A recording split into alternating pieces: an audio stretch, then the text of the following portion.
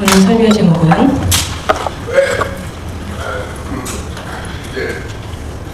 부활 예수님의 역전승이라는 제목으로 말씀을 나누기 원합니다.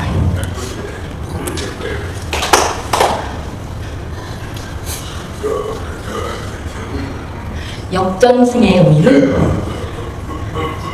계속 패하기만 하던 사람이 마지막에 거꾸로 통쾌한 승리를 하게 되는 것을 뜻합니다. 여러분, 대승이라는 말이 있습니다. 계속 이기는 거예요. 그럼 맨날 항상 이기기 때문에 그 감동보다 져야 되는 사람이 이길 때는요, 사이다를 먹은 것처럼 굉장히 통쾌하고 아주 신념으로 체중이 내려가는 그런 승리의 쾌감을 맛보는 것을 역전승이라고 말합니다. 또 야구에서 계속 점수가 높게 나오다가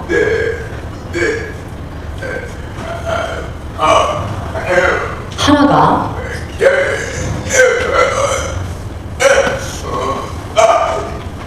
갑자기 따라잡으면서, 여러분 야구 요즘 보셨죠? 야구 좋아하시는 분들은 잘 아실 거예요. 또 역전승을 거두는 그런 얘기도 있었고, 오늘의 파리의 뉴스에 1세트 뺏기더니 대폭발했다. 중국에 빼앗기더니 나중에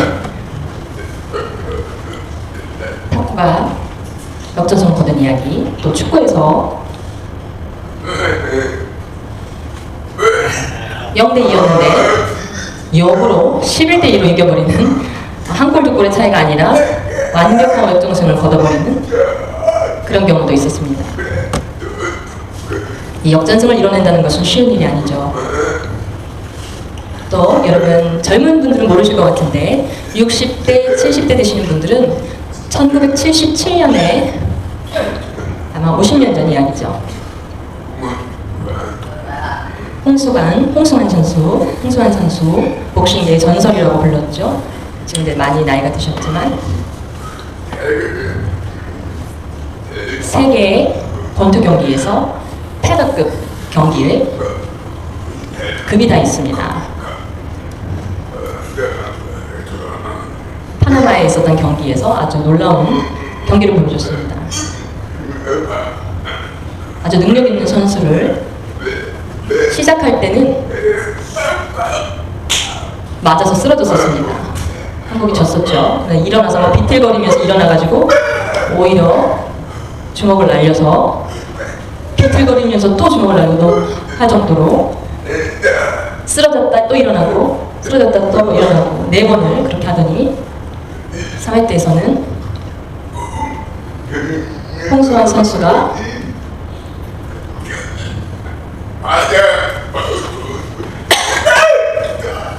상대 선수를 완전히 쓰러뜨려 버립니다. 그리고 그는 못 일어납니다. 결국 이겼습니다. 한국의 홍수환 선수 4전 5기로 아주 유명해졌습니다. 그 경기로 인해서 많은 사람들이 그 순간 넘어진 거 보고 경기가 끝났다고 생각했는데 기적처럼 그가 끈질기게 일어나서 역전승을 거뒀죠. 그때의 감동과 우리나라 사람들의 환호가 지금도 기억납니다. 그때가 1977년이었습니다. 제가 한 22살 때였던 것 같아요. 기억납니다.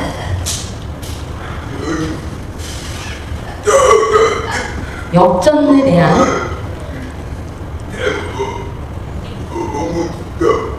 역전의 명수 목록이 있는데요. 첫 번째로는 보리. 쌀과 보리가 완전히 다릅니다.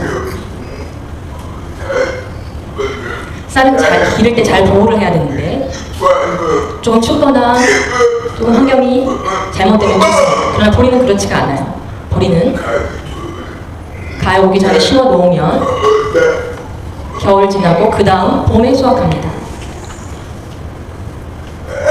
그렇게 꽁꽁 얼은 땅, 그 땅을 이겨낸다는 얘기예요. 그 안에 보리가 숨겨져 있습니다.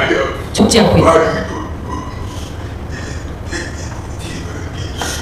12월 1월 사이에 보리발길을 합니다. 보리발길을 하는 이유는 밟아줘야 그 다음에 잘 자란다고요. 보리발길을 하고 보리가 눌려 죽지 않나 이렇게 생각하지만 오히려 보리는 밟아줘야 더 튼튼하게 자란다고 합니다. 그렇게 보리는 곡식이 많이 달립니다. 한 번에. 쌀과 다른 곡물들과 달리 보리는 좀 여러분 보리는 아주 영양가 있는 곡식입니다. 여러분 쌀밥보다 보리밥 많이 드셔야 됩니다. 열심히 보리를 드시는 분들은 그렇게 겨울을 난 보리는 우리 몸에도 아주 영양가가 좋습니다. 또 탄소 덩어리 압력. 이 탄소는 제가 학생 때 연필이 까만 이유가 탄소 때문이다 이렇게 배웠습니다. 산 밑에 그 압력을 견디기 때문에 결국 그것을 견디는 것이 다이아가 됩니다. 예를 들면 한번 보시죠. 탄소와 다이아몬드. 뜨거운 압력을 견뎌내면 그 안에 다이아가 됩니다. 얼마나 비싼 가치가 있는지요.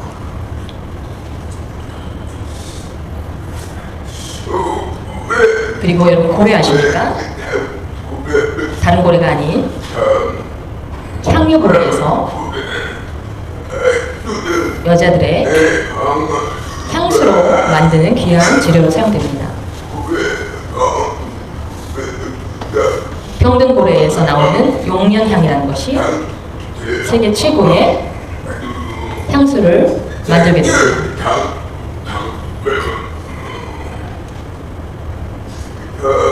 향유고래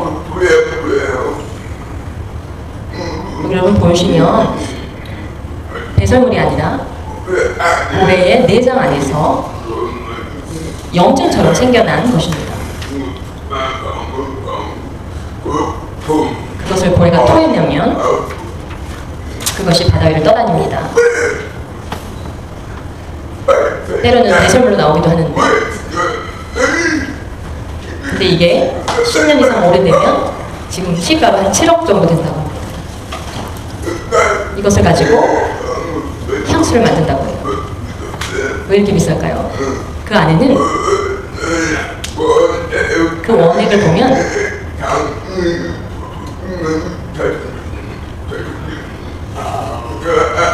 이 향기가 한 번 닿으면 40년을 갈 정도로 아주 강력하다고 해요.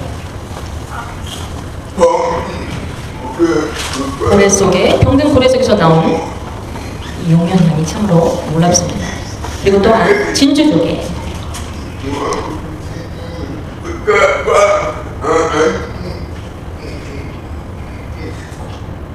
이 진주조개 속에서 이물질을 감싸고 감싸서 만든 것이 진주입니다. 여자분들이 귀걸이, 목걸이 하면 하얗고 예쁜 그 진주알 있죠? 여러분 꼭 사려고 하지 마시고 천국 가면 많이 있을 거예요. 그러나 아무튼 이것은 이물질이 들어온 것을 진주조개가 그 이물질을 덮어씌우고 해서 시간이 지나서 이렇게 아름답게 변한 것입니다. 또 모항청심환 여러분 들어보셨죠? 결혼할 때 막 떨리거나 할 때 진정제로 먹는 거. 여러분 결혼식 할 때 많이 드셔보셨을 거예요. 또 긴장하거나 어지럽거나 할 때 아주 작은 거 삼키면 먹어보신 적 있으시죠? 근데 이 오황청심환도 병든 소에서 수술한다고 합니다. 소의 우항이라는 말이 오황청심환의 오항, 소의 담낭에서 생긴 결석을 말린 것입니다. 놀랍죠 여러분? 목사님 말이 틀렸다라고 생각하시는 분 인터넷에 검색해 보십시오. 그리고 최고의 바이올린은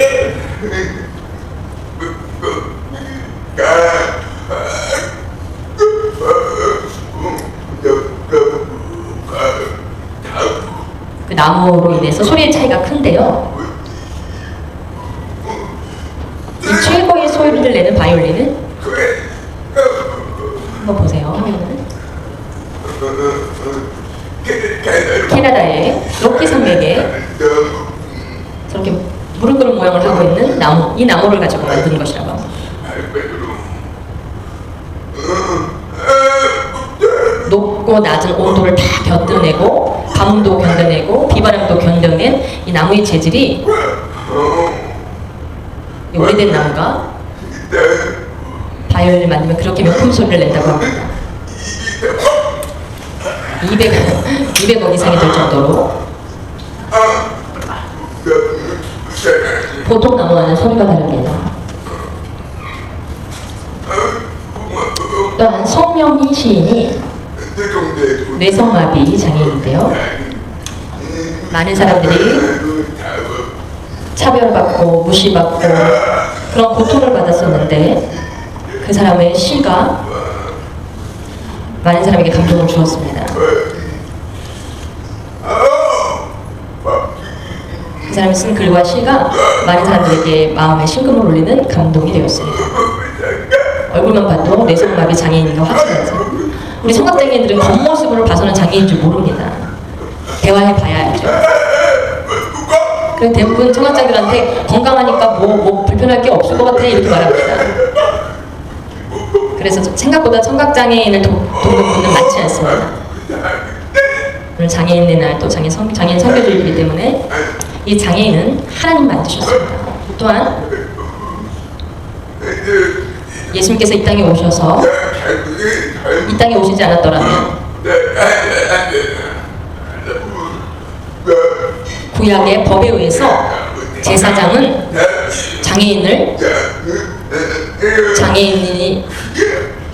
장애인이 될 수가 없었고 또 제사 드리는 양과 모든 것들도 흠없는 것들로 드려야 했습니다. 그러나 예수님이 오시고 나서 모든 율법에서 자유케 되었기 때문에 저도 장애인이지만 목사로 기름 부음 받은 것입니다. 성경을 읽어보면 역전의 드라마의 내용이 많습니다.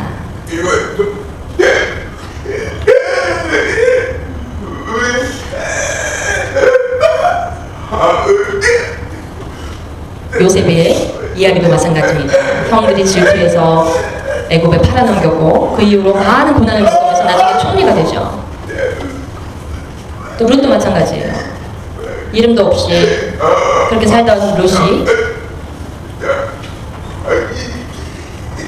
또한 다윗도 마찬가지입니다.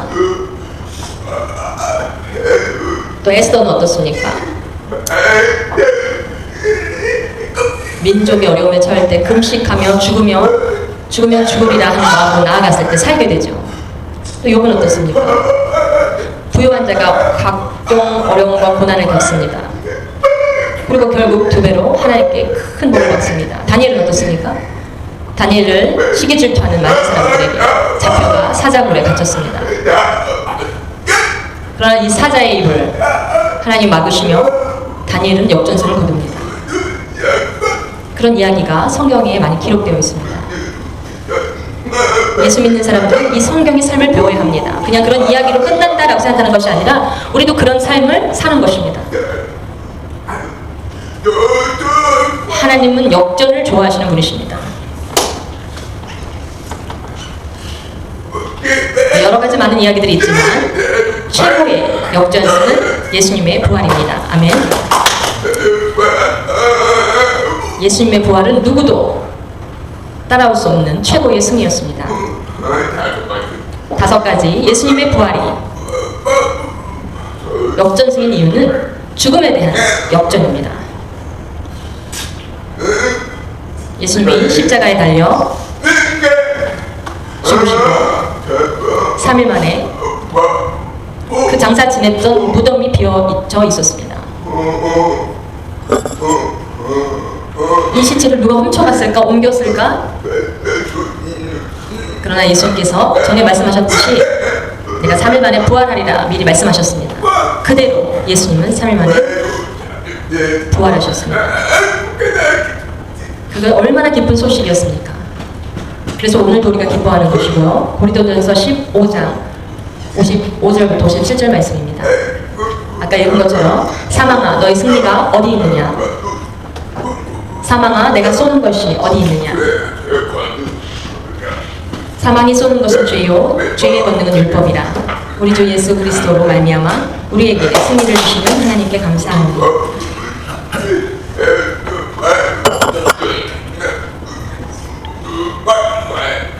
예수님의 부활의 승리를 가지고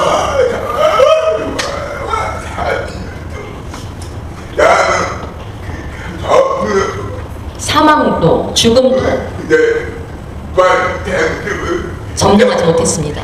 예수께서 이르시되 나는 부활이요 생명이니 말씀하셨기 때문에 그렇기 때문에 우리는 영생을 얻게 되었습니다. 예수님을 뵙게 되는 막달라 마리아. 예수님의 시체를 누가 훔쳐간 줄 알고 걱정하던 차에 마리아야 부르는 소리가 들립니다. 깜짝 놀랍니다. 처음으로 부활하신 예수님을 본 막달라 마리아. 예수님은 사랑했기에 이 은혜를 누렸습니다.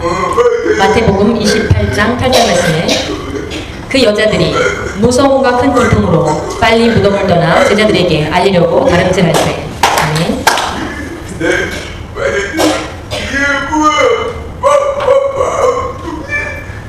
죽었다 살아나는 예수님을 만났을 때 처음 무서웠을 거예요. 그런 일을 본 적이 없기 때문에 죽은 사람이 살아난다는 것을 본 적이 없고 무서움과 큰 기쁨으로 그 오묘한 감정을 표현하고 있어요. 그 감정을 가지고 예수님을 보았다는 것입니다.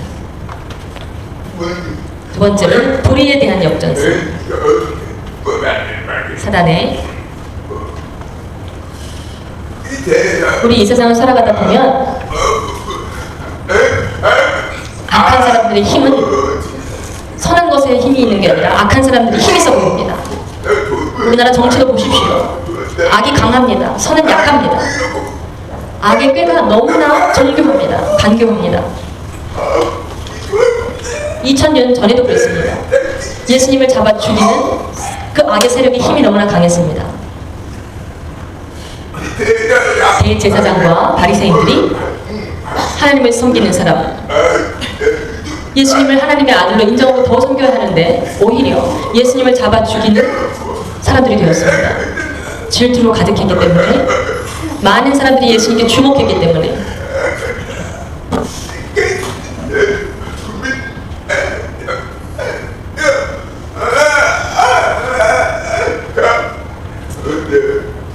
예수님이 십자가에 달려 죽으시고 나서 그들은 승리했다고 시원했을 겁니다. 기뻐했을 겁니다.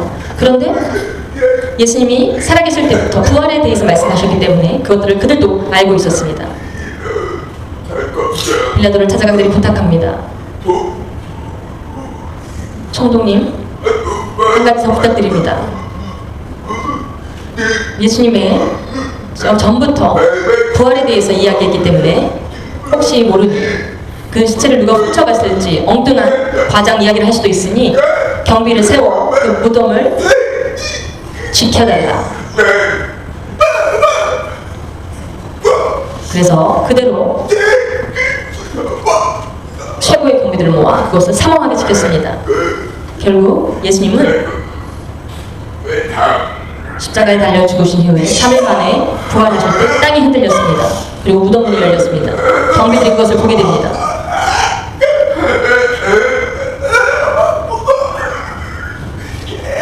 강력한 힘이 땅이 진동하며 무덤문이 열립니다. 그때 그 예수님이 묻었던 그곳에서 일어났던 일들을 이야기합니다. 그로 인해 거기에 것들에 대해서 말하지 말고 입을 다물 것을 요청합니다. 성경으로 찾아서 읽어보면 마태복음 28장 11절부터 13절까지의 말씀입니다. 경비병 중 몇이 성에 들어가 모든 된 일을 대제사장들에게 알리니 그들이 장로들과 함께 모여 의논하고 군인들에게 돈을 많이 주며 이르되 너희는 말하기를 그의 제자들이 밤에 와서 우리가 잘 때 그를 도둑질하여 갔다 하라.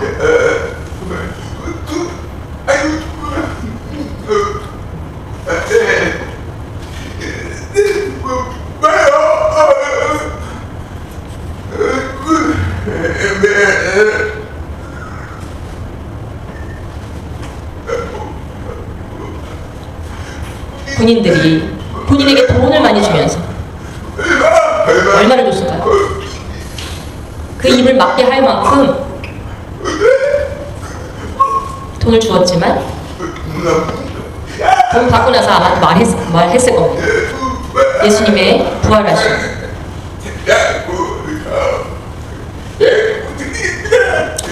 결국 예수님은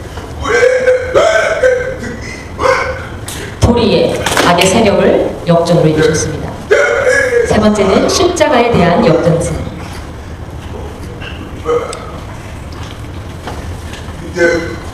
예수님의 십자가는 과거에 2000년 전에 이 십자가는 굉장한 심벌입니다.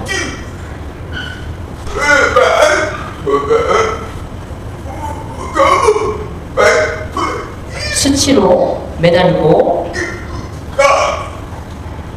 벌거벗게 매달린다는 것은 수치를 의미하고요. 그 저주와 수치의 비참함을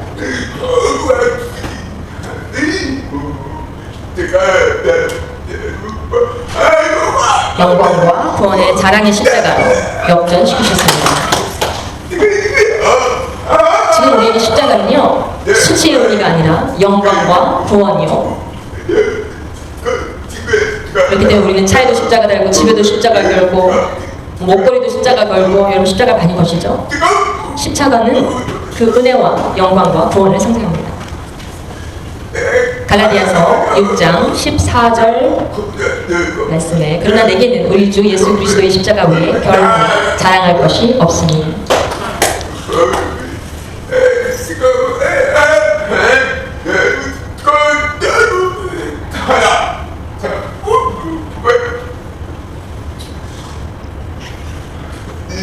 네 번째는 교회에 대한 역전승입니다.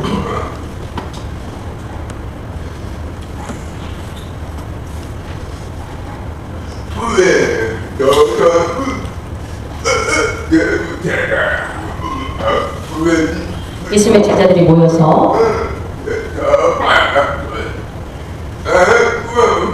예수님이 십자가에 달려 돌아가시고 나면 제자들은 착각합니다. 이제 끝이다 하며 흩어집니다. 예수님과 함께했던 시간, 예수님을 따랐던 그 시간들이 다 헛됐다. 모든 게 끝났다라고 생각합니다. 그런데 예수님께서는 부활하셔서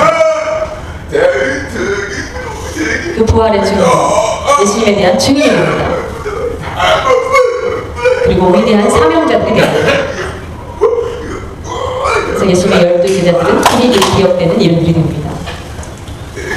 마태복음 4장 23절 말씀에 예수께서 온 갈릴리에 두루다니사 그들의 회당에서 가르치시며 천국복음을 전파하시며 백성 중에 모든 병과 모든 약한 것을 고치시니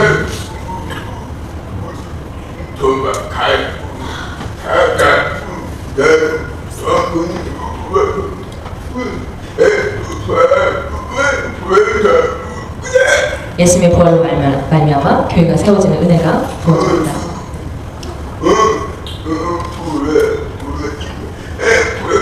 코로나 전에 중국에서 기독교를 박해했습니다. 십자가 교회를 불태우고요. 하나 이상한 것은 중국 기독교인은 계속 증가하고 있습니다. 1982년에 600만 명이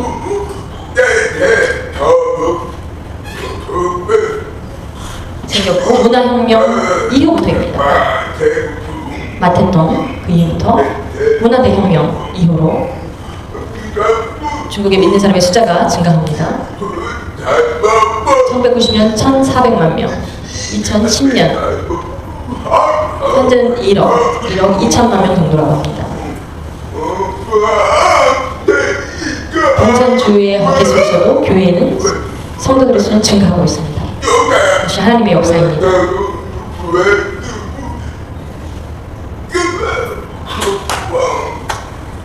교회를 박해해도 계속해서 전도가 된다는 이야기입니다. 또한 신앙에 대한, 예수님의 부활은 신앙에 대한 역전성입니다.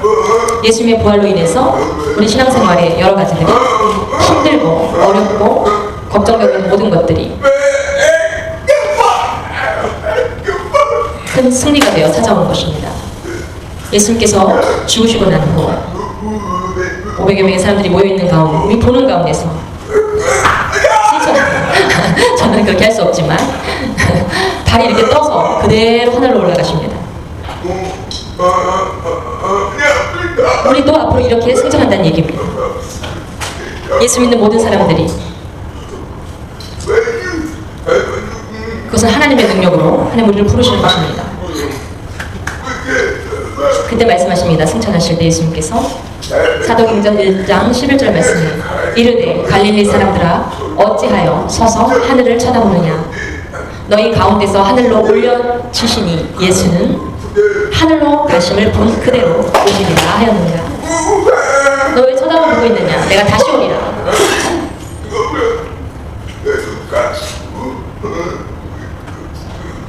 예수님이 다시 오시겠다는 말씀에 우리의 기대와 소망이 있는 것입니다. 신앙생활은요, 제가 한 달 전부터 4층에서 PPT 통해서 철로역정이라는 것을 함께 나눴습니다. 유혹에, 시험에, 어려움에 결국 승리하고 하늘나라에 들어가는 그 이야기처럼 우리의 신앙생활에 힘들고 어려운 일들, 승리한 자에게 하나님이 상을 주시는 그 말씀대로 예수님의 부활이 우리의 소망과 힘이 됩니다. 데살로니가전서 4장 16절부터 18절 말씀에 주께서 호령과 천사장의 소리와 하나님의 나팔 소리로 친히 하늘로부터 강림하시리니 그리스도 안에서 죽은 자들이 먼저 일어나고 그 후에 우리 살아남은 자들도 그들과 함께 구름 속으로 끌어올려 공중에서 주를 영접하게 하시리니 그리하여 우리가 항상 주와 함께 있으리라. 그러므로 이러한 말로 서로 위로하라.